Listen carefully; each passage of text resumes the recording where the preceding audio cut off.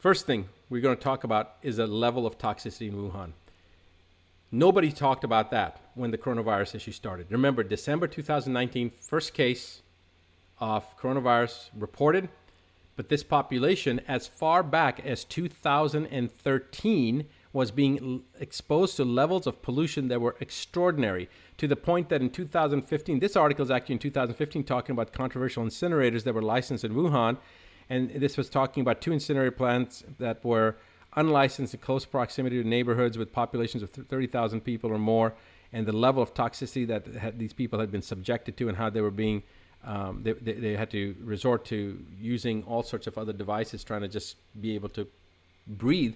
But in 2017, BBC and CNN covered some of the protests that were going on. Now, some of this information goes all the way back to 2013, and we'll show that. So this is an article in 2019, but BBC has footage of riots that were taking place in Wuhan as far back as 2016, 2017. So this thing says, while the world's attention has been focused on social protests in Hong Kong, another Chinese city has been witnessing unrest on a scale rarely seen on the mainland. Thousands of citizens in Wuhan, the capital city of central Hubei province, took to the streets last week for several days. They were angry about a planned waste incineration plant that will bring dangerous levels of pollution to the town. Now, here's a problem. In 2016, 2017, there was so much pollution from these incinerators that the public outcry garnered international attention, okay? And as I said, CNN and BBC, in fact, I think this is BBC right here. This is BBC. So a lot of stuff that was going on, okay? There's more and more things here. Okay, here's a New York Times. They covered this. This was again in July 2019, going back how the Chinese government was very hesitant because of their, there were, I think they said, what is it, inside Chinese cities. So again, a lot of problems with pollution. Nobody was talking about the pollution. This particular article actually talks about Wuhan, a city of about 10 million people, say police have been detaining and taking some protesters away in vans, apparently targeting people who had urged others online to join the demonstrations. So they were preventing social outcry. They were censoring people's disgruntlement with the amount of pollution that was going on, and so the government was shutting down. Now, this is not talking about the number of people that had been mass inoculated in certain areas, certain provinces of China in the fall of 2019, and I am not 100% certain if Wuhan was one of those.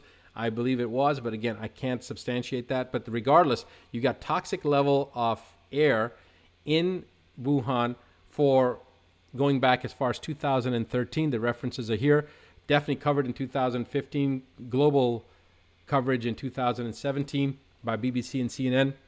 And of course, nobody's talking about the role of that toxicity in these individuals that got coronavirus.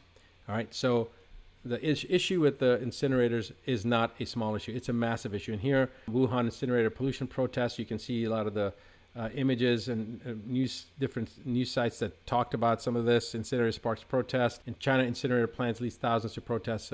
A big issue, okay? This is from CNN. All right, then we have 12,000 towers, 5G towers in Wuhan, not powered on. In December, they power on a small fraction of them, 1,500, 2,000. I don't exactly remember the number, but it was a small number. Launched, turned on at the same time, incidentally, coincidentally, who knows, in Wuhan in December of 2019. So what relationship could 5G have? Some people are saying 5G is a weaponized system. It's this, it's that. Look, I'm just going to present the facts to you, and I'm going to show you the health implications of 5G. Everybody says the 5G is safe. That's what they say. Everyone, right? The government says it's safe.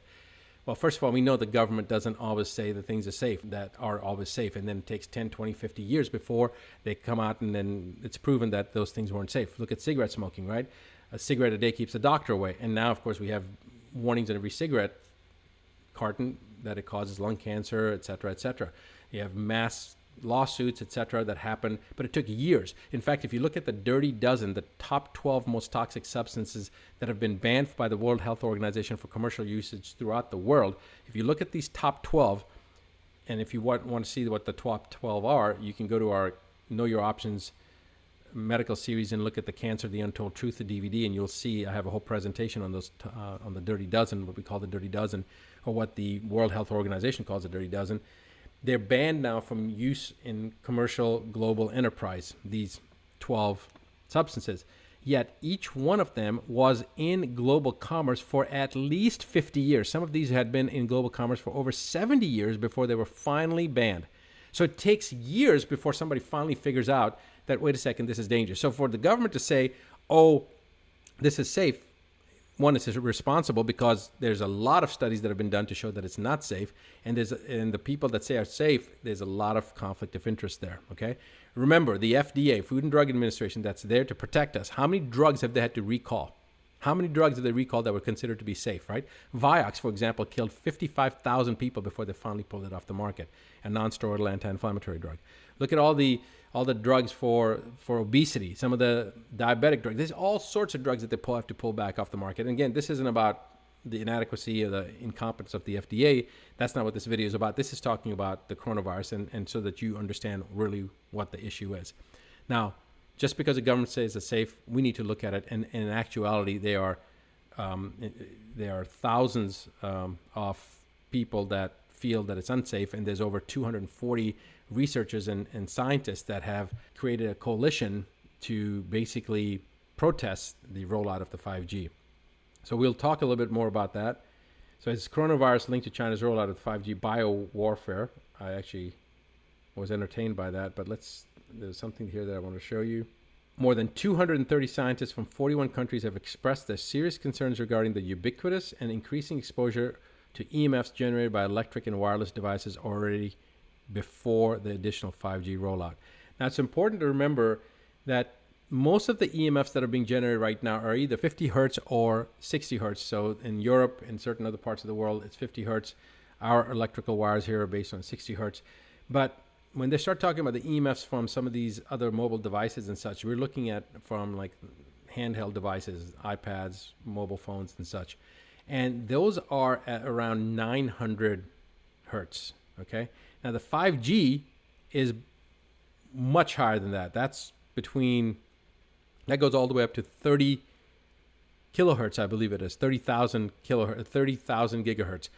I'll show you the numbers specifically, but it's a much higher level of electromagnetic fields that they're creating, and the biological implications are just not known, all right? It's very, very important to also understand that. And this is from February 2019. Again, we're not talking about the recent rollout of 5G. This is a rollout that's been in process for some time, for a couple of, at least a year and a half or two. Now, when I say rollout, I'm talking about they're actually building them. They haven't turned them on yet. And there have been certain countries that have been vying for this, and I'm going to explain that here in a moment. But this particular article is about the use of 5G in China's Intelligent Medical Demonstration Project, where they were going to use the 5G to roll out intelligent emergency responses and intelligent operating rooms and intelligent monitoring. They call it intelligent methodology, I guess, as opposed to not being intelligent before because it was dependent on more human factor. I don't know. But regardless, they were using it for various aspects of medicine. And the last thing I want to talk about is then the doctor who reported this. He basically reported an unusual respiratory condition, SARS-like condition, and then was picked up by the Chinese police and interrogated and then released, basically told not to talk about it, and then became supposedly the first physician casualty of the coronavirus. All right. So I'm just going to play this video here. It's kind of suspect that you've got a country like China that, causes problems, suppresses their population, prevents them from talking out, and then when they report something, somebody reports something like that, they basically shut them down. And then, of course, they get sick and die the next month, right? So he reported this in December, got sick and got picked up, released, and then apparently got sick in January and died early February. Let's go ahead and play this. The Chinese whistleblower doctor who told the world about the coronavirus in Wuhan has died. Our David Culver is in Beijing with more. David, this news obviously just coming to hand. A very young doctor there in Wuhan. You spoke to him earlier this week. Just explain what you now know. Linda, this is devastating. And my colleagues and I here in Beijing, we connected with him. In fact, you saw in that story that just ran, my producer Young, who's in the room here with me, he was the one who first made contact with him, and he wasn't talking to any foreign media at the time. Dr. Li Wenliang had become really well known here after in late December. He was really inadvertently put out a message to some of his friends, his classmates from his medical school, telling them that something was going around that was similar to SARS. He said, be careful with your families, be careful with your loved ones. And that was it. He didn't expect that to go anywhere. Somebody screenshotted that. It went viral. His name was attached, and he got called into the health commission locally there in Wuhan. And they asked him how he got that information. Shortly thereafter, they started releasing more information publicly about the outbreak. And then they closed that now infamous seafood market. But that wasn't it. There was no praise for him. And in fact, there was the opposite. He got a call from police, Wuhan police, called him in. They reprimanded him. They made him sign an affidavit of sorts that suggested that he was willingly spreading rumors, and he kept quiet for a while. For a few weeks, in fact, went back to work. And it was while seeing patients as an ophthalmologist that they believe he may have contracted the coronavirus, and he transmitted it to his parents as well. Well, what we've known since is that he is one of several doctors, in fact, they believe at least 8 altogether, who were blowing whistles here early on and trying to sound the alarms and trying to make sure that local authorities in particular knew what was going on. And this got all the way up to the Supreme Court here in China, which ultimately said publicly, Linda, that they support Dr. Li and all the other whistleblowers and what they did, and they criticized Wuhan police for reprimanding those whistleblowers. This brings us back to the conclusion of the overview of what I want to talk about. And now I'm going to go into more of the corona history, and actually this is the most disturbing part, the coronavirus history. We're going to talk about coronavirus and 5G and what 5G does to the immune system. And then we're going to talk about what you can do. So that's the next part.